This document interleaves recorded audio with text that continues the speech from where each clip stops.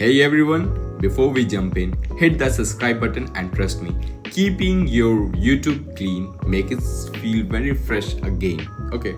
So if you have been liking videos for a year and want to start over, here how to delete them all.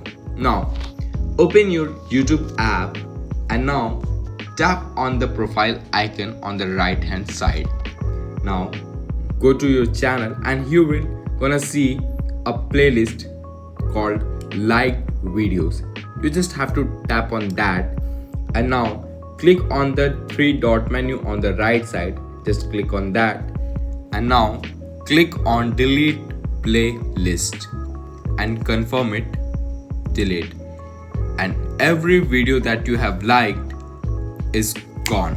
Once it's gone, YouTube automatically stop saving like until you start liking videos again.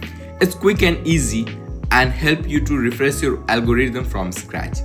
If that helps, drop a like and make sure you have subscribed for more YouTube cleanup tricks, and thank you for watching. I will see you in the next one.